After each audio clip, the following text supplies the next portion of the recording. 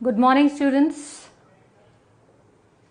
So let us begin our class today with continuation of this chapter, neural control, and in this we have studied the central nervous system, the various parts of the peripheral nervous system in the last class, and I started with the autonomic nervous system with you. And the autonomic nervous system, I compared it with the somatic nervous system, that it is a two neuron system where there is one neuron starting from the brain and ending at the autonomic ganglia, which is always cholinergic. Whether it is sympathetic or parasympathetic, it's the preganglionic fibers are going to be cholinergic. It is the postganglionic fibers which differ. Okay, so with this we can continue with sympathetic nervous system. Sympathetic nervous system, and this one we have already mentioned that it is thoracolumbar outflow because it is formed by the thoracic and the cranial nerves. The thoracic and the lumbar spinal nerves. So thoracic 1 to 12 and lumbar 1 to 3, these contribute to the sympathetic nervous system. And in this we have seen that this functions in, or it prepares the body for fight or flight. Fight or flight response. And in this we had seen that it increases your heart rate, breathing rate, as well as the blood supply to the heart, lungs, and of course even also the skeletal muscles, it increases. All that we have mentioned. The peristalsis and gastrointestinal secretions, however, decrease, you see. And another thing that we can mention regarding this one, it causes vasoconstriction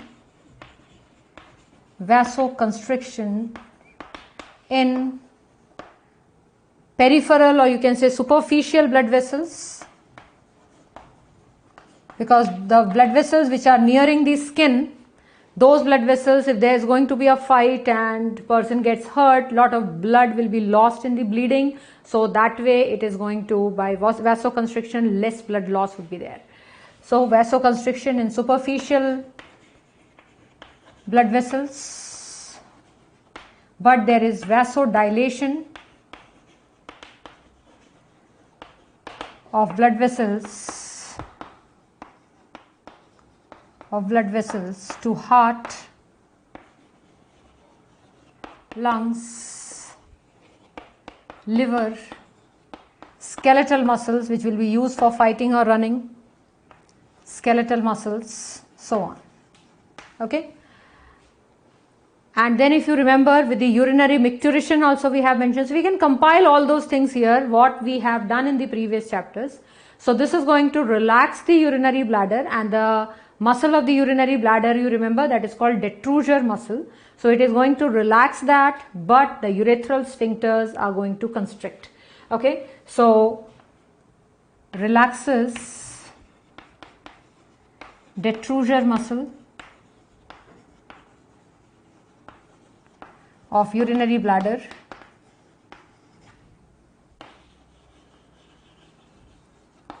and constricts urethral sphincters.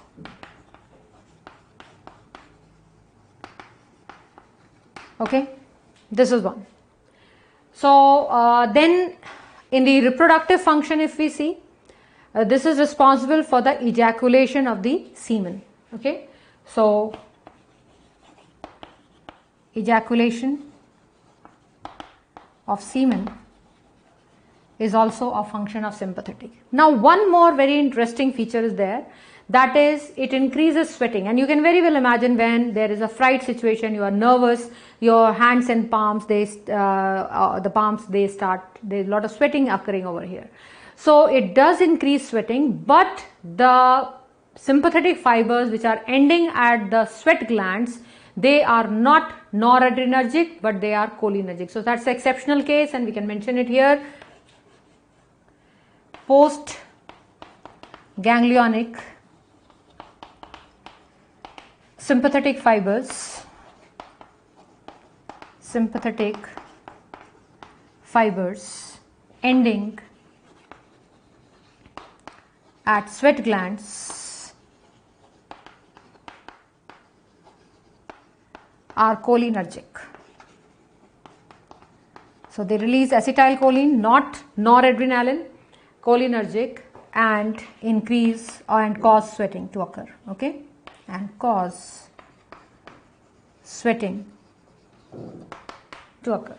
Okay, so this will do about sympathetic, more or less maximum functions we have included, and out of that you will usually get a question. Now coming to next one, that is parasympathetic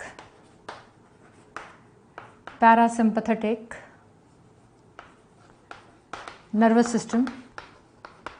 Now you see parasympathetic nervous system, this is craniosacral outflow. Craniosacral outflow. That means here the cranial nerves and the sacral spinal nerves are involved. So here the cranial nerves which are contributing to it, not all of them, cranial nerves. So one is 3rd, 7th, 9th and 10th. So this way you will learn the names also of these cranial nerves. Okay. The third one is how high blood pressure decreases loss. Now you see high blood pressure, of course high blood pressure, it is depending on which blood vessels we are talking about. Okay, so it is not everywhere in all blood vessels, because some blood vessels are constricting, some of them are dilating. So it is overall blood pressure will not extremely go high. Of course in extreme situations it will, but loss will be there. It's not that loss is not inevitable, loss will be there. If there is injury, blood loss will take place, but some blood loss can be reduced if the superficial blood vessels are constricted. So there would be some blood loss can be compensated. You cannot say that blood loss will not be there at all. Okay. So now third one you see is oculomotor. 7th is facial. 9th is glossopharyngeal.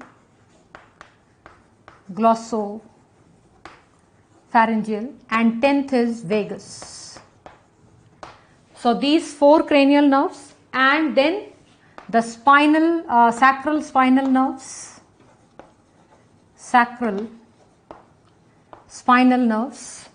And these are S2, S3 to S4. So they are 5, you know that. So not 1 and 5, but 2, 3 and 4. Sorry, 2, 3 and 4. So 3 of them. 3 of them are involved in making our parasympathetic nervous system. So this is one part. Then next part that we can mention is here the pre-ganglionic fiber is quite long, because the ganglia is very near to the organ or maybe embedded in the wall of that organ, target organ. So post-ganglionic fiber would be very short and pre-ganglionic fiber is long. Okay, so pre-ganglionic fibers are long, and in case of sympathetic you see this was the reverse. So pre-ganglionic fibers are longer than post-ganglionic fibers.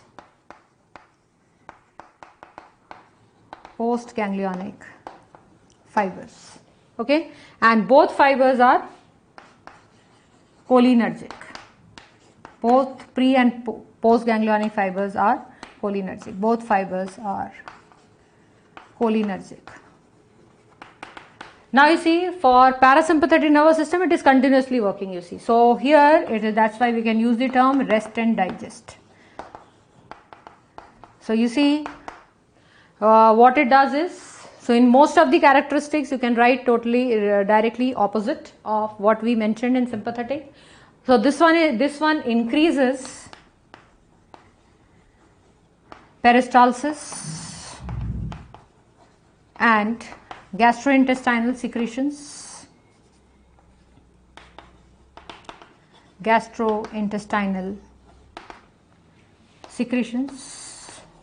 Okay.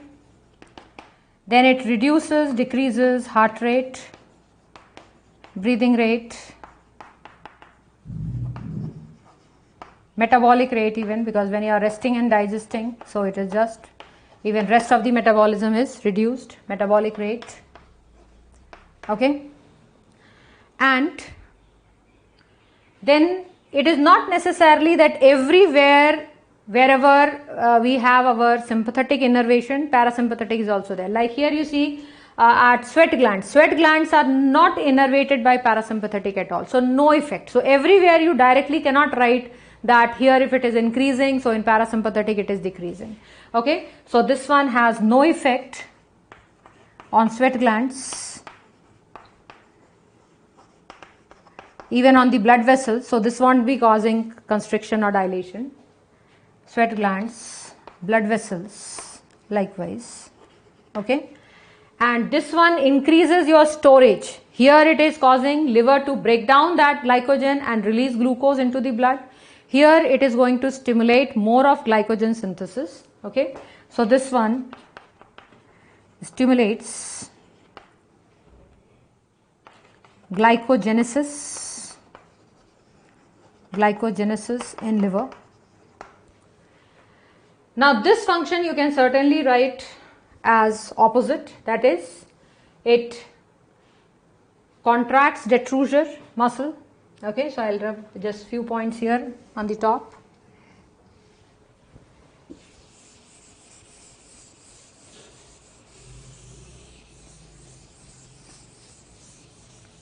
Okay, so this one contracts detrusor muscles of the urinary bladder and relaxes urethral sphincter.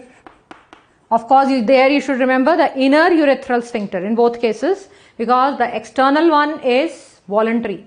That would be under the control of somatic nervous system. So it is the inner one which is made up of involuntary muscles. Okay, so contracts detrusor muscle and relaxes urethral sphincter.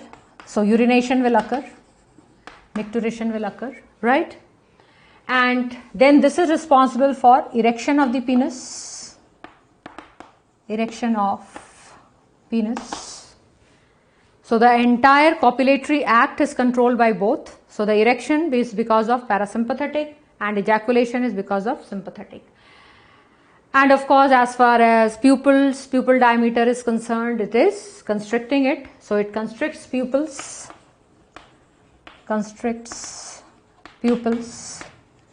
but once again it has no effect on the erector pili muscle. Okay, so there also no effect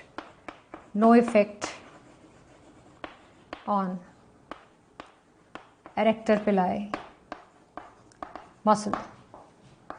Okay, so these many differences, you will usually get a question out of that will serve the purpose, because what you get is that 4 options are given with the functions, and out of that you have to choose the odd one out with respect to sympathetic nervous system or parasympathetic. So 3 options are correct and another one you have to choose which is not about this particular, which is not controlled by this particular nervous system, right? So this will do, and then you complete this thing, see the differences, and then we can move on to receptors. Okay.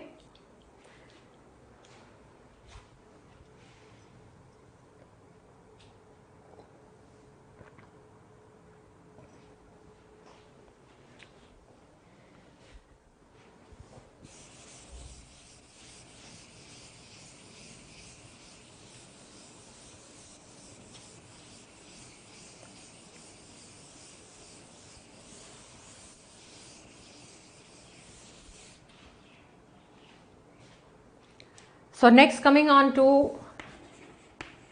sensory receptors.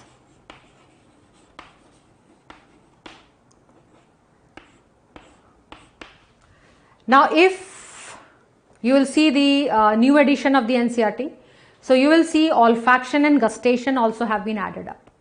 Otherwise in the NCERT only eye and ear were given, but in the syllabus it was always there. Now they have added it also in the NCERT.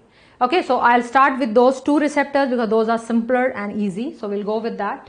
So if I start with olfaction, olfaction is sense of a smell, you see. Now, the olfactory receptors, they come under the category of chemoreceptors. So, olfactoreceptors you can say, or olfactory receptors. So, olfactoreceptors are chemoreceptors. So, whenever we inhale something, and in that there are certain volatile chemicals present in it, they will dissolve. Okay, so where are the erector pili muscle present? Wow, Aishwarya, very good. Huh? This is yesterday we had done, I had drawn a diagram also. It is at the base of the hair follicle. It is at the base of the hair follicle. These and the contraction of this muscle gives you goosebumps. The hair raises as when we feel cold or when somebody is frightened. Okay. Now, so olfactoreceptors, these are chemoreceptors, and that is they are sensitive to chemicals and not to that any chemical, rather which is soluble. Okay. So these are sensitive to soluble chemicals and which are inhaled with air. So when we inhale air, these are inhaled. Now, so they are volatile, that is in the vapor form, but once they come inside the nasal cavity, they will be dissolving in the mucus and then they will bind to the receptors. Now, where are this olfactoreceptor present? So this is present in the on the roof of the nasal cavity, and where it is called olfactory membrane or the Schneiderian membrane. Okay, so olfactory membrane or Schneiderian membrane, olfactory membrane or the Schneiderian membrane. So this is present on roof of nasal cavity. Okay. So let us first see the structure of this membrane. So I am removing this side.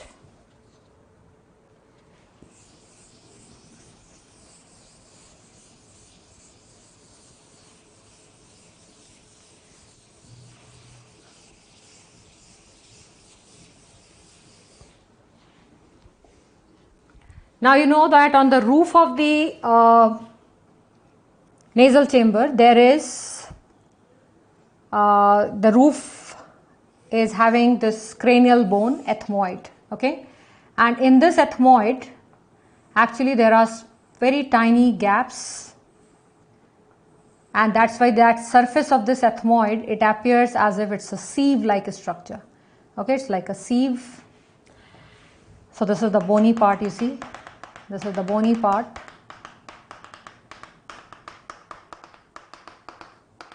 And over this, just you see, your nose is the area which is nearest to the brain, because there's the roof of the nasal cavity is, you know, the floor of the cranium, and the cranium we have our brain.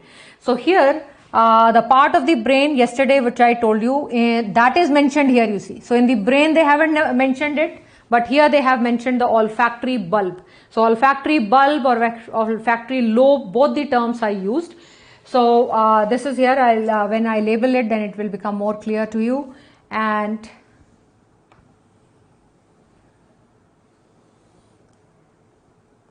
here we have the sensory cells.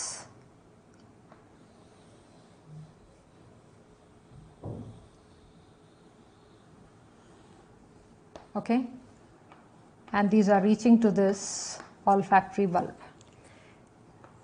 Nearby all this, these are columnar epithelium which is supporting this area, and there are one particular type of gland over here, a multicellular gland,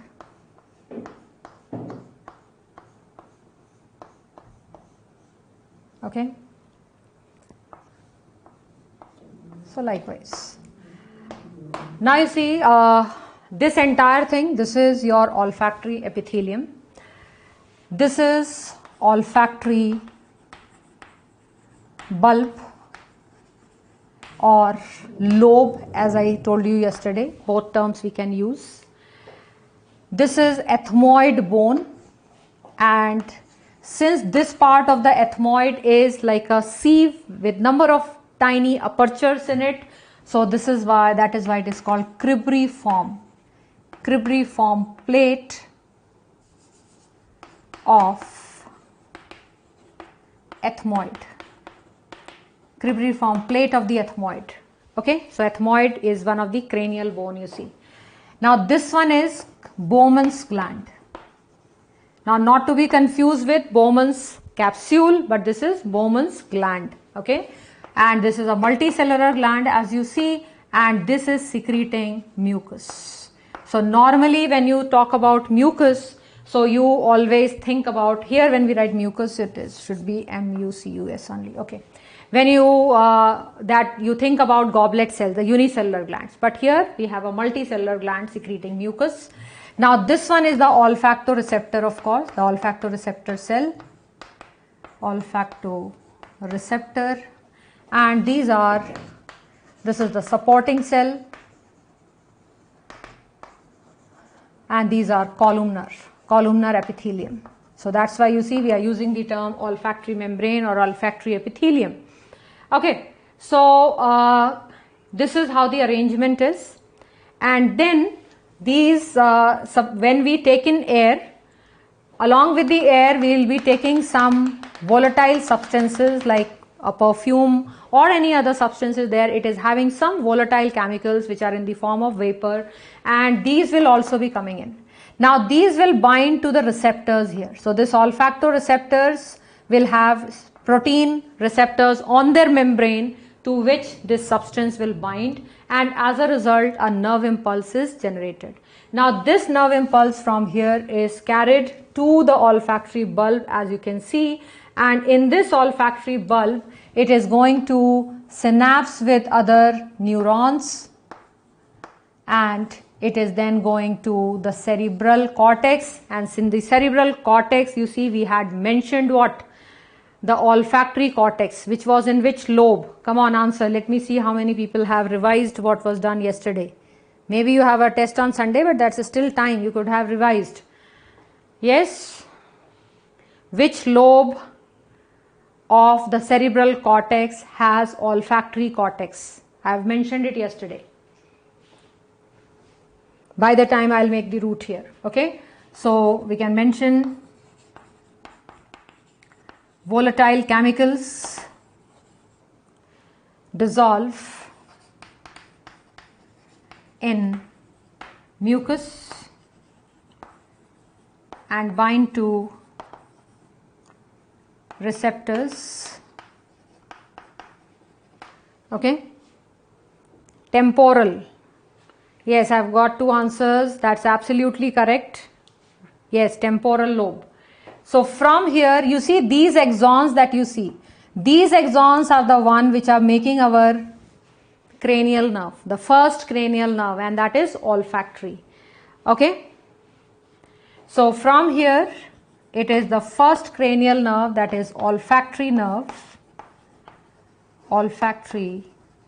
which you can very well understand, it is sensory. So this carries this message where? To the olfactory bulb, and from the olfactory bulb, after synapsing, and wherever there is a synapse, there is always a chance that this impulse can be stopped here itself because of inhibition, inhibitory neurotransmitter, or it could be conducted ahead, and that's what is the integration part. So integration is not only what you study in physics and math, but here also the body is carrying out a lot of integration, which is summing up of the various positive and negative signals. That means some excitatory, some inhibitory, and out of that one end result would be there. And so some level of integration is occurring here itself, and then this impulse goes to the next part, that is temporal lobe, where the olfactory cortex is there. Okay, so then here it goes to olfactory cortex, which is in the temporal lobe. Okay, and there the final integration will occur, and around that olfactory cortex there will be olfactory association cortex, and there it is, of course, it is not, no association cortex directly receives any sensory signal. That sensory signal will be coming to some of the cortical area first, and then it goes into the association areas, and in the association areas it is stored. That develops our memory. So from the smell also, you know that you have memories of a smell, isn't it? As soon as you are able to feel some aroma coming from the kitchen, you immediately come to know what kind of food has been cooked, and you may start salivating depending if you like it, right? So here also, from here it will be going and stored as a memory in the olfactory association cortex, right? So this is what it is. And since all conduction of impulses and all that is a highly energy consuming step, so that is why you see our nose very quickly adapts.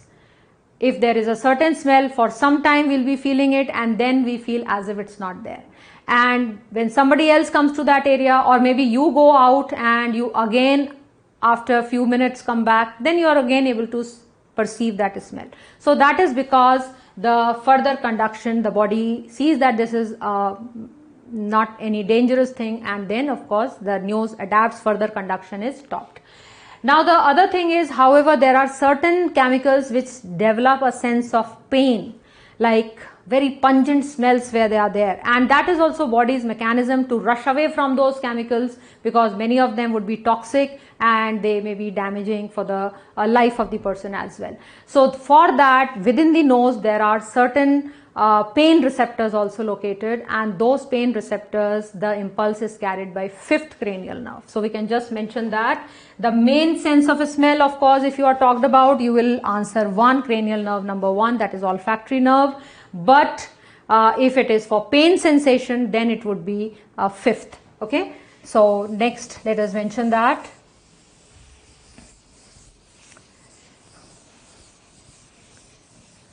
So pain receptors in nose are stimulated by pungent smells like ammonia, vinegar, very strong vinegar of course, okay, all that, and other toxic chemicals and other toxic chemicals. And so this impulse is transmitted,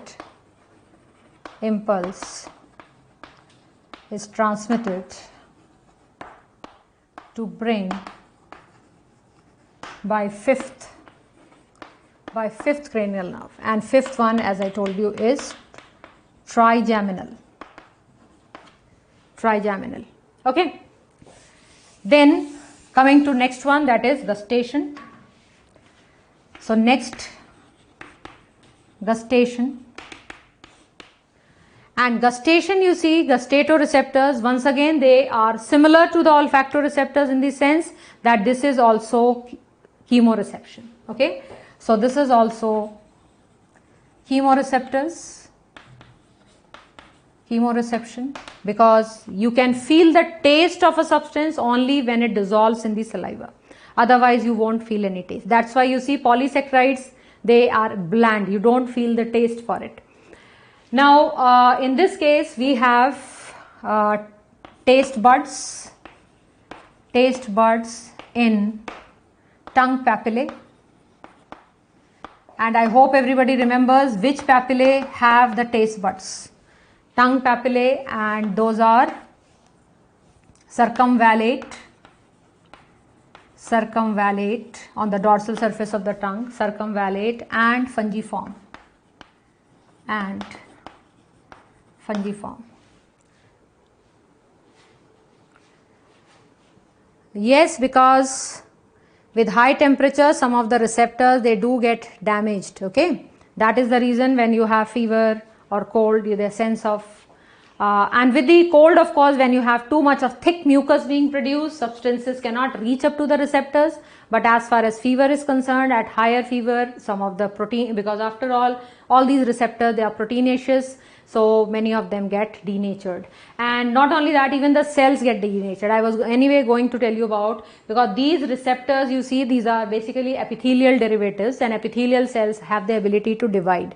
So these are the only two receptors you will see in the olfactory epithelium and in the taste buds, which do once the cells are damaged, they will be reformed again. But proper nerve cells, when we talk about our nerve cells in our CNS, they of course do not divide, they are not regenerating. But here these receptor cells are being regenerated. Okay. So other than that, taste buds are there in the tongue papillae, and few taste buds occur also in are also present on palate, pharynx wall, pharynx, and even up to epiglottis, on the wall of the epiglottis. Okay. Now, if we see the structure of one taste bud,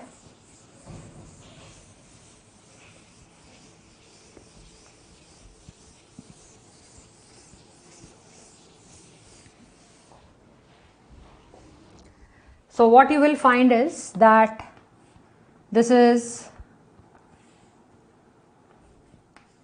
the epithelial tissue which is covering our tongue, right? But there are going to be gaps here, and that is where the taste receptor is present. Okay, so the taste bud, if you see it here, and the cells are so arranged that it gives the shape of a bud-like structure.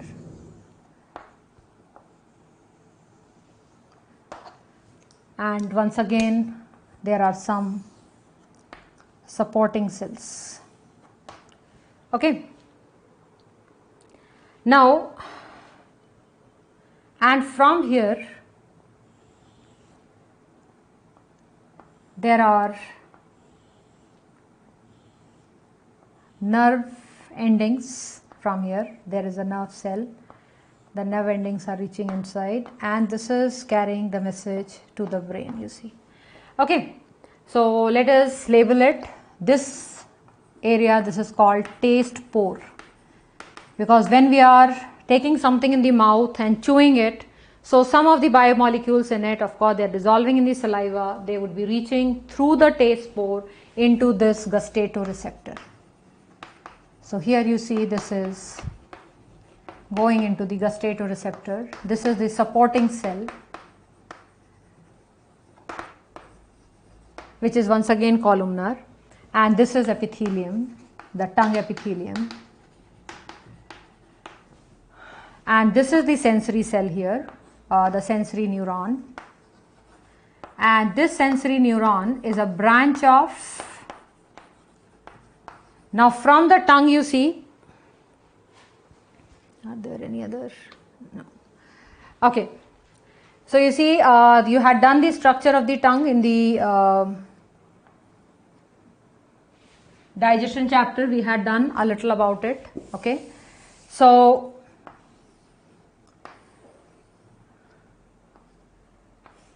we have an oral part of the tongue where the papillae are there. Okay, and there is a pharyngeal part here. So from here, these taste buds, they are going to be innervated by branch of 7th. The pharyngeal part, it is branch of 9th. And 7th and 9th, we have just done the names, and that is 7th was facial and 9th is glossopharyngeal. Okay, so this is branch of 7th or 9th. Okay, this is how it will be. So now what happens when, so soluble biomolecule will be binding to the receptor. a nerve impulse is generated. Once again, same way, nerve impulse is generated, and that nerve impulse will be transmitted through this sensory neuron to the brain. And this sensory neuron, where it is carrying the message, this is carrying, let me first mention here also that biomolecules in food soluble in saliva. So only those we are able to sense the taste. So those will be going through this taste pore inside.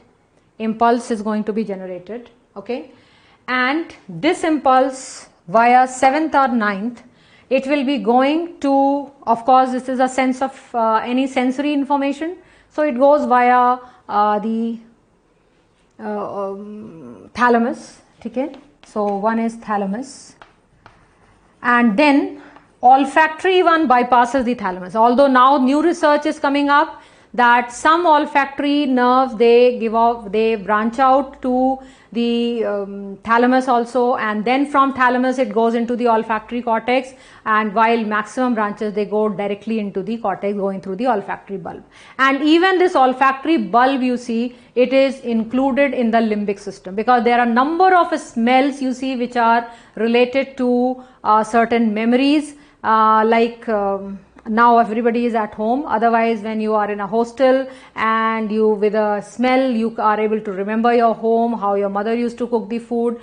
As far as other animals are concerned, for them smell is very, very important. They mark their territory, like you see dogs, they urinate on the poles. So it is not just their way of urinating, they rather have certain chemicals, you can say pheromones, in their urine, and they are marking their territory. So any other dog will not enter into that territory, and if it does enter, there is going to be a fight. Okay, so they mark their areas by urinating around that area, and that is all controlled through the smell. The other one will be considering that smell, and through that smell it will make out that this is some other animal's area. Okay. So anyway, here as far as taste is concerned, it does go to the thalamus, and from the thalamus some level of integration occurs, and from here it will be going to the gustatory cortex, and this gustatory cortex, this I didn't mention yesterday, this is in the parietal, you see. Okay, gustatory cortex in parietal lobe. Okay, there it goes, when you get the taste. And then from here, once again, there is going to be gustatory association area, where this is going to develop as a memory. Gustatory association area. Okay. So then the different types of taste that you can perceive, that is normally in our Indian books it is given as 4, but there has been a 5th taste also discovered. So the types of taste that we can perceive, although now we have only NEET exam, but otherwise in the VMMC, that is for Safdarjung Medical College, this was a question, the question it appeared also, and these are of course, you know, sweet, salt, sour, bitter, and the 5th one is umami. Umami, which is a taste, we are able to take that taste, this is somewhere between sweet and sour.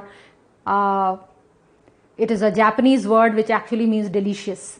And so in whichever food we have glutamate, that is glutamic acid, you know, which is one of the amino acid, and this glutamic acid, the salt of it will be called glutamate, and that glutamate, if it is present in the food, so you will sense that by your umami receptors, and this is a very addictive taste. If there is this glutamate in it, you like that taste more, and no wonder the Chinese food has captured the palate of the entire world, because they use the Chinese salt that you know, Ajinomoto, that is actually monosodium glutamate, and that monosodium glutamate is going to trigger your umami receptors. Okay, so I think these 2 extra receptors we are through with. Now we can move on to eye, of course, one such important receptor that we have, photoreceptor. Okay. So and here too, you see, here too on the from the tongue also there can be pain. You may cut it at times, or you take too hot something, and then that sensation from here also will be carried by fifth. So even you see the tongue is also innervated by fifth, right? But fifth cranial nerve, trigeminal, this is not conducting the impulses for taste, but it is conducting the impulses for pain, hot, cold, all these other sensations, but not taste. Okay, so you can always remember that. Now we can move to eye.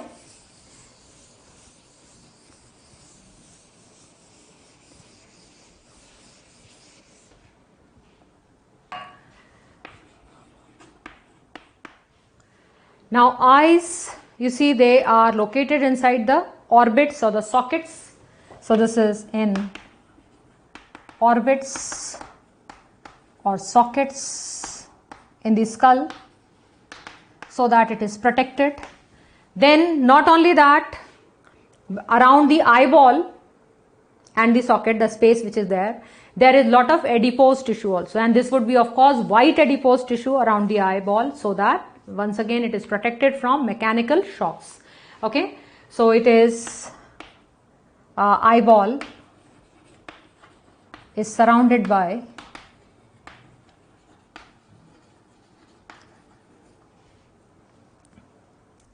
white fat. So our eye, you see, is more or less a sphere. Try to imagine a sphere, and in that sphere, it's a hollow sphere of course, inside there is a fluid filled in, that we'll be talking about, and that sphere is having 3 layers or 3 tunics, whichever way you can use the word. Okay, so we can start with that. So here you see the eyeball is spherical and is covered by 3 layers or tunics. Okay, now the outermost layer, this is called the fibrous coat. This is the fibrous coat because it is made up of fibers, basically fibrous coat, and in this 5/6 of the portion you will see, like if I'll just draw a simple one here. I'll give a full diagram of the eye later. Let us first discuss this much only. So here you see this is the 5/6 part. So 5/6 part of the entire eyeball, this part here. Okay, this one. Now this is the one which is, you see, which is as the white of the eye. So the white of the eye part that you are able to see, this is the sclera. Okay, so sclera. So this is 5/6 region, and since it is appearing white, you can very well imagine it is made up of white fibers. Okay, so 5/6 region comprises white fibers, collagen fibers that is, and that maintain the shape of the eyeball. And then to this sclera we have some muscles attached, you see, by which we can move our eyeball. Some muscles are attached, we can do the muscle here itself. Okay, so each eyeball is having 6 sets of muscles, you see. Okay, so extraocular muscles. Extraocular because these are outside the eye. Ocular word you will say for eye, and since it is outside the eye, on the sclera, over the surface of the sclera it is attached, so that's why we are using extraocular. Extraocular muscles, that is 6 sets, they are there, are attached to eyeball, are attached to the sclera. Okay, are attached to sclera. Okay, so which muscles are these? Let us mention them.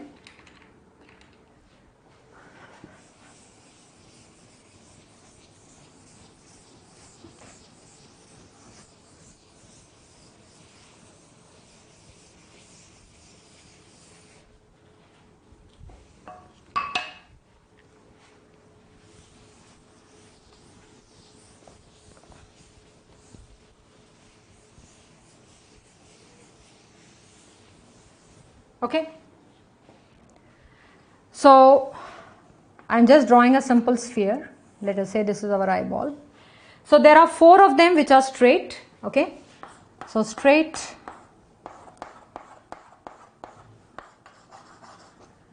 like this. Okay, and 2 are oblique. 2 are oblique.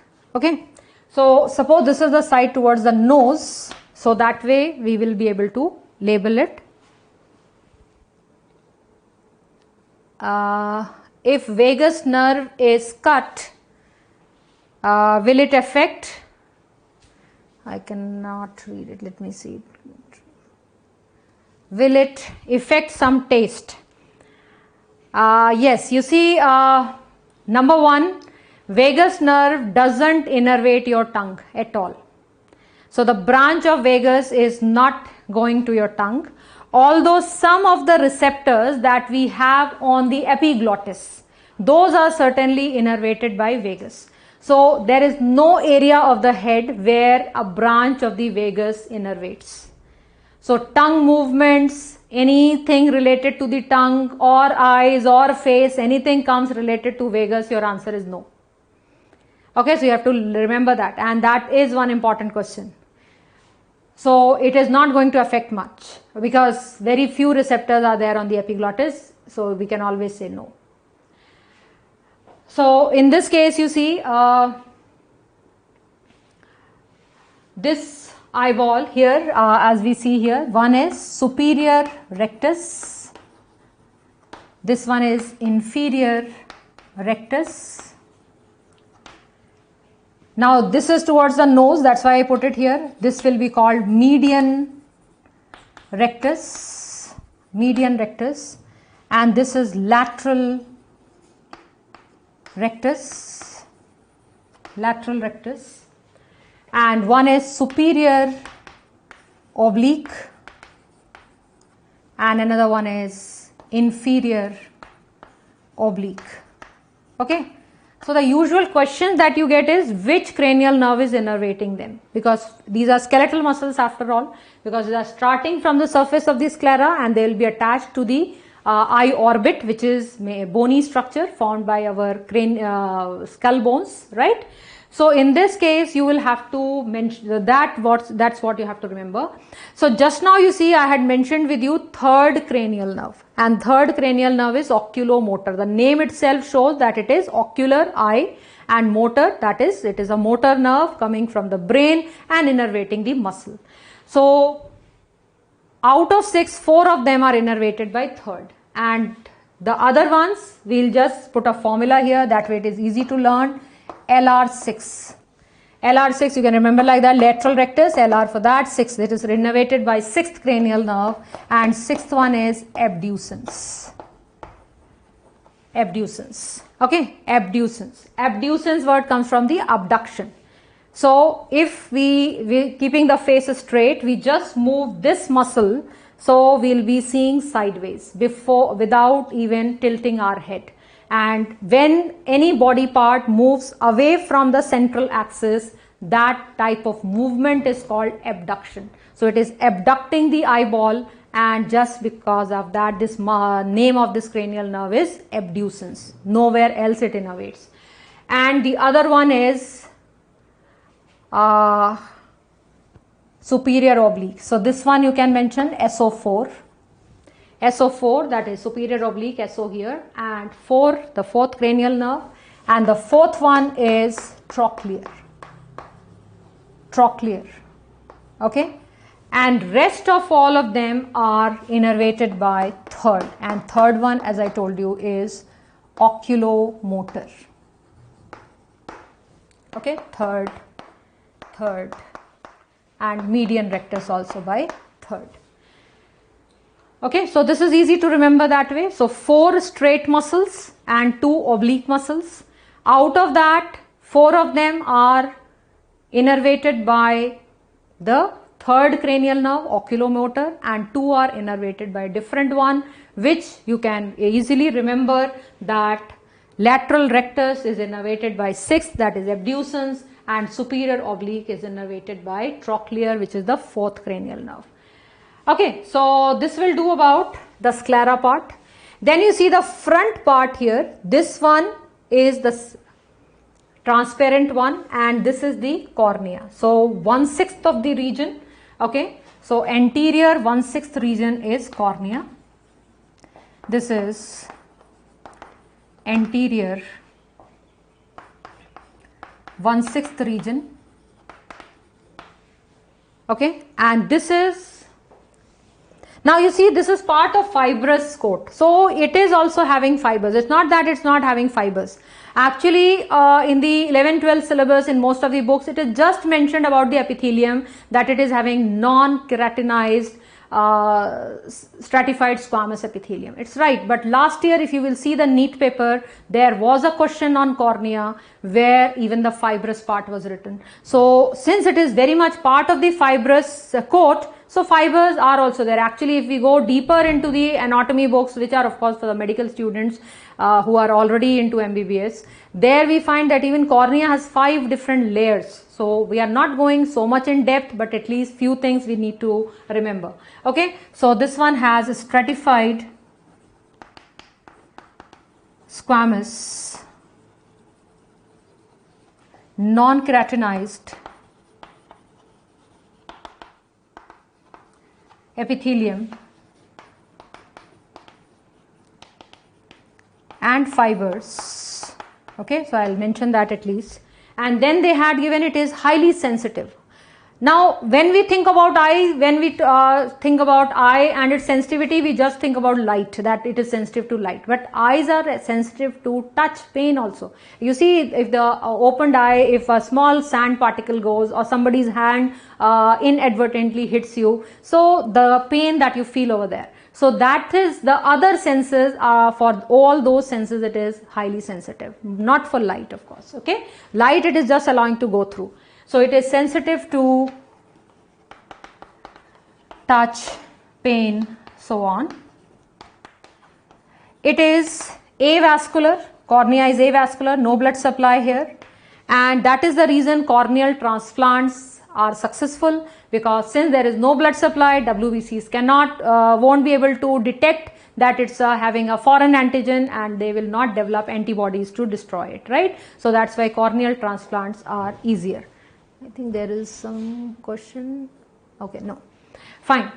And then next thing, this cornea at the, now you see that when light passes from the air and goes into the eye, so it is passing from a rarer medium to a denser medium, and you know that when light passes from rarer to denser medium, there is going to be deviation, right? The refraction will occur, sorry. So there is going to be refraction, and the refraction is maximum at the corneal surface, because here the maximum density difference is there.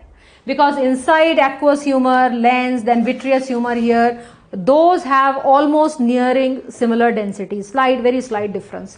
But with air and inside the eye, that is the maximum difference, and when maximum density difference is there, maximum refraction will also occur. So that once again is an important question. Okay. Eyeball movement is controlled by pons varolii, not all of them. You see, it is for the third and fourth cranial nerves, they originate from the midbrain part. So that is from the midbrain, Kotesh, and the sixth cranial nerve, you can say that is coming from the pons. Okay, sixth is from the pons. Okay, so not the complete eyeball movement, just one particular one, because third and fourth are originating from midbrain. Right? Fine. So here you see avascular, and then maximum refraction occurs at the corneal surface. Maximum refraction occurs at corneal surface. Okay. So this will do about the outermost layer, that is fibrous coat. And one more thing we can mention, at the junction of cornea and sclera, there is a small canal which is actually a venous channel, that is called canal of Schlemm. Okay, so let me just mention that too.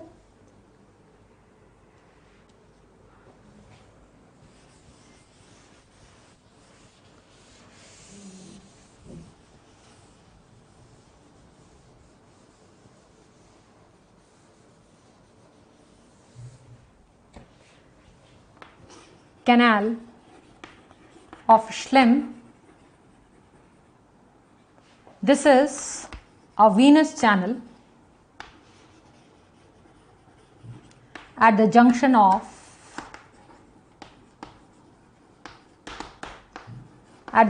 of cornea and sclera. Cornea and sclera. Okay. And what happens here? The aqueous humor. You know that in front of the lens here there is a fluid filled in. That's called aqueous humor. So aqueous humor drains in it. Okay. So aqueous humor drains through it. And if this canal of Schlemm is blocked, then the aqueous humor is continuously being produced, but it is not getting drained. So that will increase the pressure inside the eye. And here the inner layer, you know, is the retina. The retinal neurons get damaged, leading to blindness. That condition is called glaucoma. So glaucoma, this is intraocular pressure. Intraocular pressure rises if canal of Schlemm is blocked.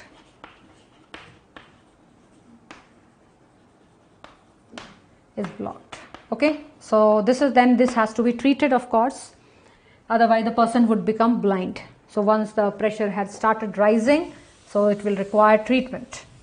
Now, next thing, coming to the middle coat. The middle coat you see is vascular coat. Vascular coat, the word itself denotes that this is where blood supply would be there, vascular coat, and it is also called uvea. Uvea, and in this uvea you see there is one is choroid. Choroid. Now choroid is the one which is the color of it, you see, your NCERT writes it is blue in color, because there are pigments in it, in the choroid layer. It is connective tissue layer basically. But however, when a child is born, usually then it is blue, but later more and more melanin deposits and usually it becomes blackish. So we will mention both of them, doesn't matter. So blue, black in color. And so this is the choroid here. It is so pigmented layer, it is pigmented. Don't confuse it with pigmented epithelium, because pigmented epithelium we'll see in case of retina it is there. So pigmented layer, and anteriorly the choroid part, you see it forms ciliary body. Ciliary body.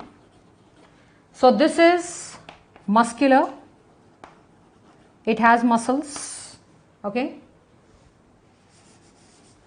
It has muscles, the ciliary body, and then from here only I'll just put a simple diagram here. I'll rub off this part.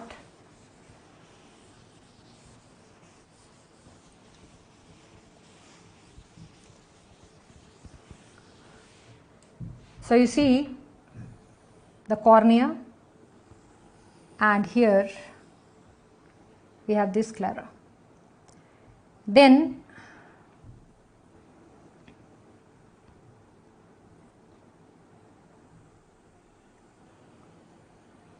this is how the choroid would be, like this, okay.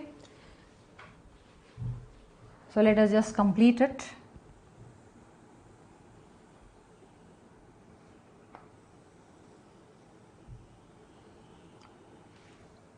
Here is the lens, which you know is biconvex, and this lens is connected to the ciliary body by suspensory ligaments, and just as where the principal axis is, there you can mark this area slightly it would be depressed. The retina is thinner over there. So I'll just make a kink and the optic nerve coming out like this. Okay, so let us at least mark these much part. Cornea, this is iris, this is space here is pupil, this is the lens, ciliary body,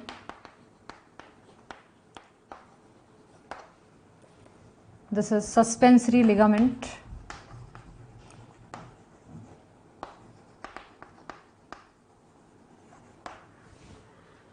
and this is sclera, choroid, and the innermost, that is retina. The fluid which is filled in here, that is vitreous humor.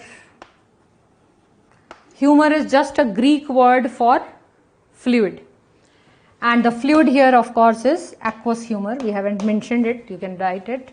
And this one is fovea centralis, blind spot, and this cranial nerve which is coming out, the axons which are coming out, this is cranial nerve number 2, and 2 is optic nerve. This is optic nerve. Okay, so in this case you see anteriorly, that's why I mentioned here, you see at the almost the cup shaped structure here, that is the choroid, and choroid in the front part you see there is a muscular structure, that is the ciliary body, and that another structure that you see here is iris. Now since you are seeing a longitudinal section, otherwise iris is totally surrounding the pupil. So you can imagine the pupil is the aperture through which the light would be entering, and around this pupil the iris is also muscular structure, and this iris is all along arranged around this pupil.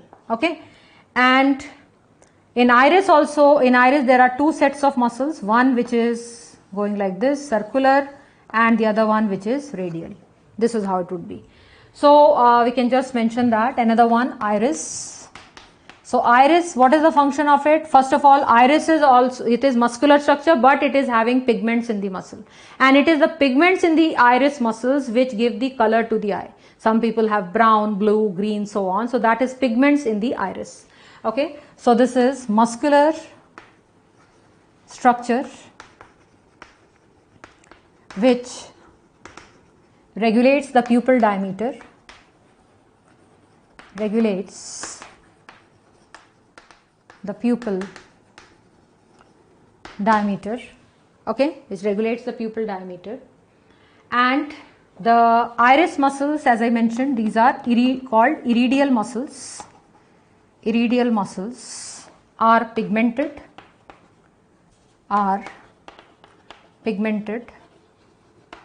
and responsible for eye color,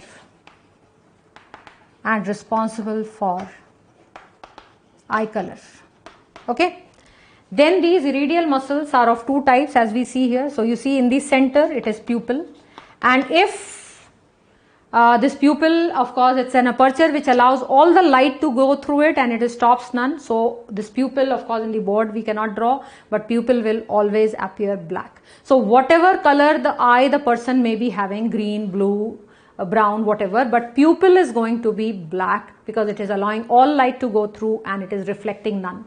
So this is black. Okay, and around it, these iridial muscles that you see, one is the circular iridial muscles, circular muscles. Now you see, circular muscles are such that whenever they will contract, they will always, their diameter is going to decrease. So they are going to come in. So that means when circular muscles contract, this is going to constrict the pupil. So these are constrictors, you see. These are constrictors. And the other one which is going along the radius. So these are the radial muscles. radial muscles, and radial muscles, when they contract, they'll be moving outward, so that will dilate the pupil. So you can say that these are dilators. These are dilators. Okay, and now you can relate that which muscle is innervated by which part of our autonomic nervous system. So you see, we had done that sympathetic nervous system dilates the pupil.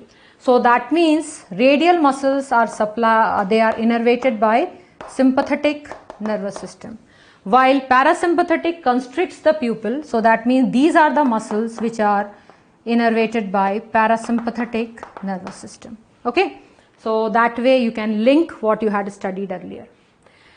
So this will do about the middle coat. So basically with the middle coat, you have seen it is the choroid ciliary body, which is a muscular structure, and to these muscles, by the help of these suspensory ligaments, okay, I haven't labeled it, I'll label it here, suspensory ligaments, these hold the lens, and it is this ciliary body only which secretes the aqueous humor, even that we can mention. So ciliary body secretes aqueous humor. Okay, that is there. So just complete this part, then we can move on to the inner coat, the innermost coat, that is the retina. Okay,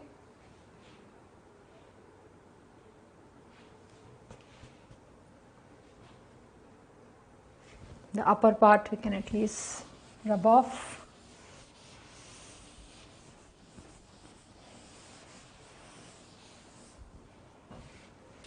So next one, innermost coat. Innermost coat is the nervous coat, and in this nervous coat, of course, what is there? Retina. Okay. Now retina, the entire retina is not nervous, you see.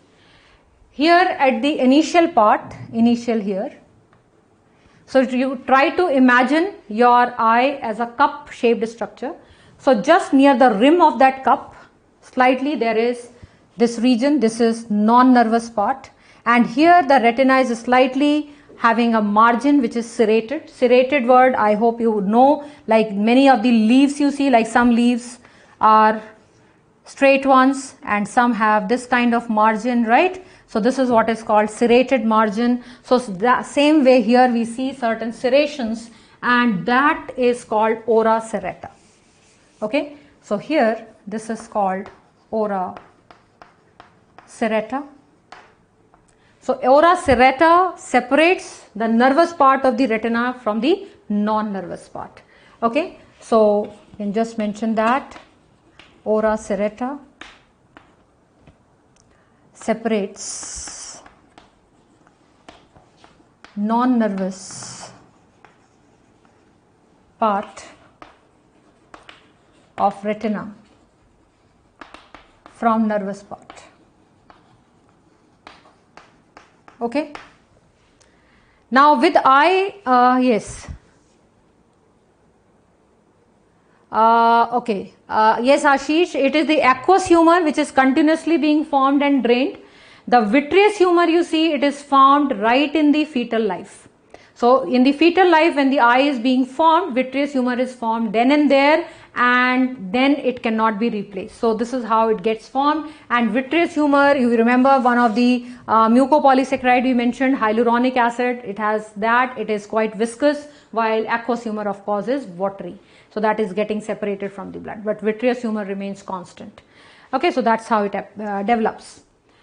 Now coming to this, and basically with the aqueous humor, what is happening? It is separated from the blood only. The ciliary body, you know, it's a vascular part, and from the blood, just like CSF we had studied in the brain, same way from the blood the fluids are extracted, and along with the fluids there would be oxygen and the various nutrients will be coming into the eye, and after the exchange it is getting drained into the venous blood. So that way it keeps on circulating, and that much is sufficient to supply the nourishment to the eye. Okay, So coming to this retina, now in the retina, the entire retina is not having the same thickness, you see. It is not having the same thickness, rather retina is thinnest at the fovea centralis. Okay.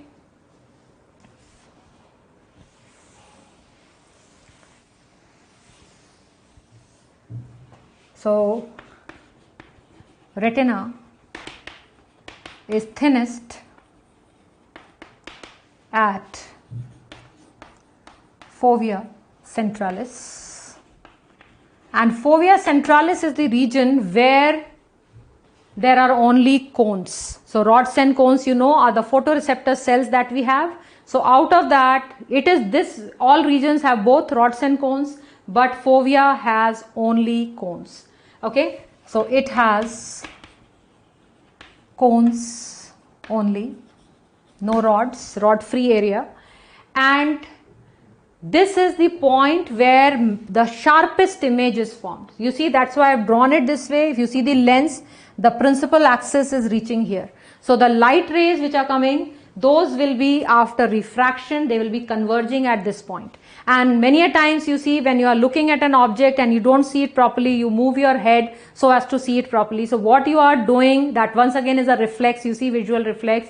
You are trying to put the image on the fovea, and as soon as the image is on the fovea, you are able to see it better, right? So this is the region where maximum visual acuity, this term we can use, maximum visual acuity is there. And in the NCERT, I found with the acuity, they have just mentioned, acuity is acuteness, acute. And this is, they have mentioned resolution. So we can also mention resolution. That means if two objects are very nearby, but you are able to differentiate between them, you are able to see them separately. So even that is also sharpness of the vision. Okay, so maximum resolution also we can mention, right? And now fovea is, you see, just a point. Fovea is just a point. So if you are seeing the eye from the front, okay, that means the cup of the eye is like this and you're seeing it from the front. So what do you find? That fovea is a point, and the area around the fovea, it is converging like this, and that area appears yellow in color, which is called macula lutea. Okay, so next thing we can mention is macula lutea, which is also called yellow spot. So this is yellow region around fovea, around the fovea. So fovea, as I said, is just a point, and around it there is a yellow region which is of course converging inward, and that's what is the macula region. Okay, so this is one. Then here you see another one, that is blind spot. So blind spot is the one from where the optic nerve is. Now optic nerve once again is sensory. So what would you say? It is entering the eye or exiting the eye? So of course sensory will always go from the receptor to the CNS. So it is coming out, that means. So it is coming out, right? And from this point, which I have not drawn in the diagram, there is entry of retinal artery, and also the retinal vein also exits from this point. Okay, so next thing we can mention is blind spot. So blind spot, now blind spot in the two-dimensional diagram, it appears down here. But in the NCERT, you will see that it is mentioned that it is above the fovea centralis, posterior to it. So basically, if you try to imagine the sphere, and on that sphere there is a point, that is the fovea, and on that sphere goes slightly sideways towards the posterior end. From there the optic nerve is emerging. So it is now from down of the sphere. So something like that, I think you will be able to visualize. You read that line. Okay, so blind spot, this is from where optic nerve exits and retinal artery enters, and also retinal vein exits. Retinal vein exits. Now here you see no image is formed. Why? Because this area doesn't have any rods and cones. So rods and cones absent here. So there are no rods and cones here. So as a result, there won't be any image formed on this retina. So this is basically the structured part of the eye. Now if we go to the microscopic anatomy of the retina. So there you will see different types of receptor cells over there. Okay, so let us quickly go through that. At least that much part we'll be able to accomplish today, and then the mechanism of vision then we can do tomorrow. Okay, so let me clear this side. I think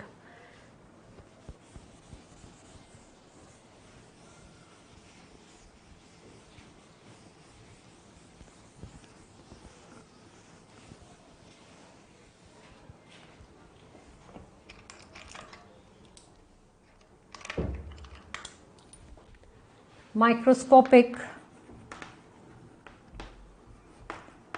anatomy of retina.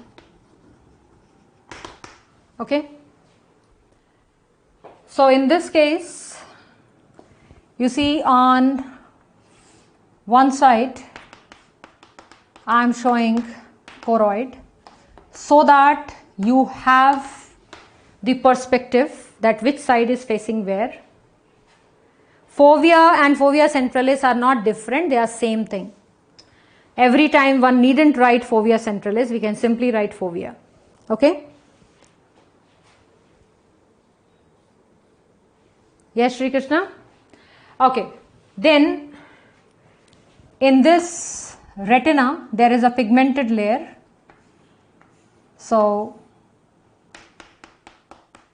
there is pigmented epithelium of retina, pigmented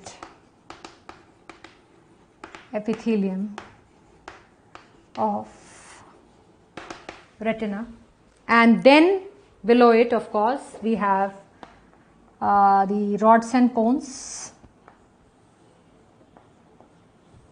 I am just drawing a very simplified diagram. This is how the rod would be.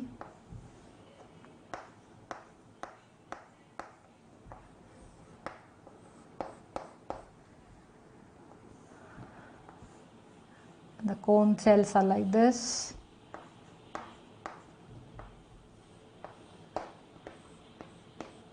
Okay, so we can just continue to make it. Then here another cell is present, with which it is synapsing.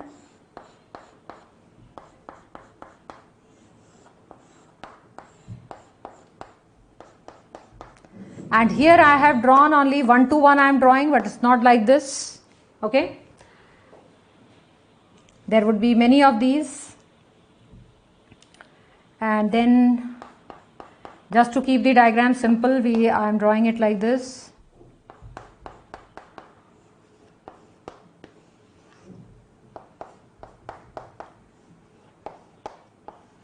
Like this. Okay, apart from this there are two more cells which NCERT hasn't mentioned, but those are also there. We can't help it, we have to make it.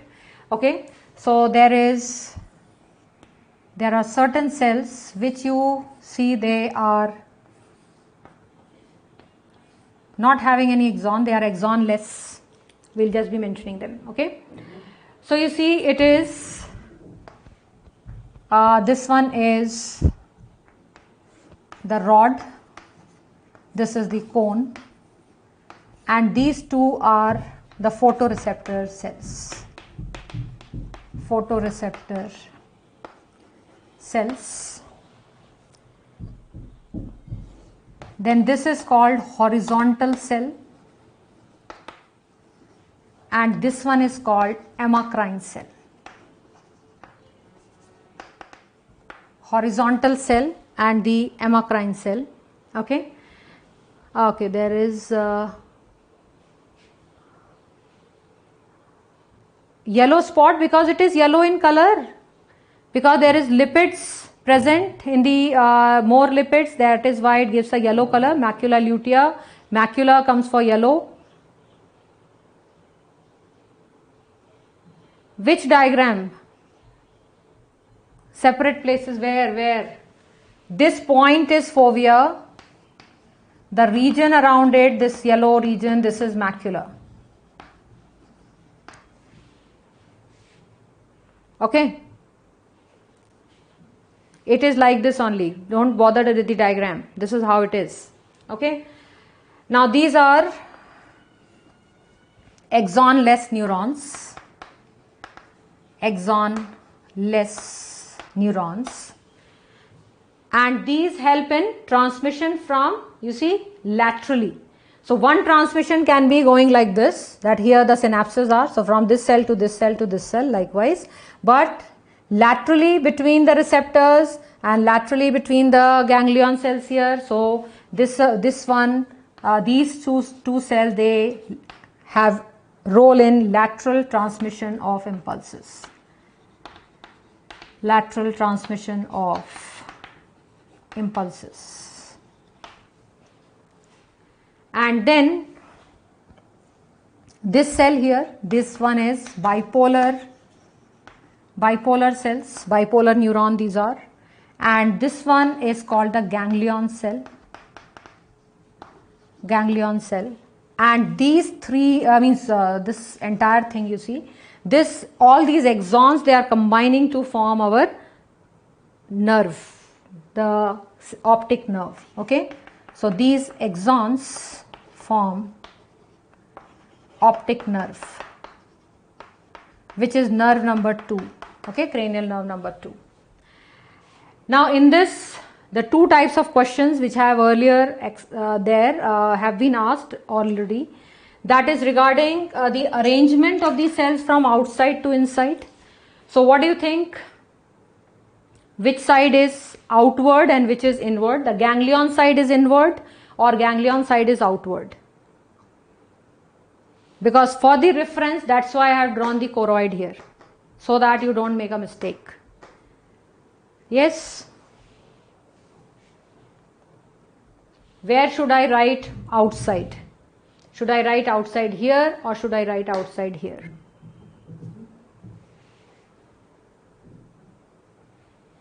Yes? Any answers?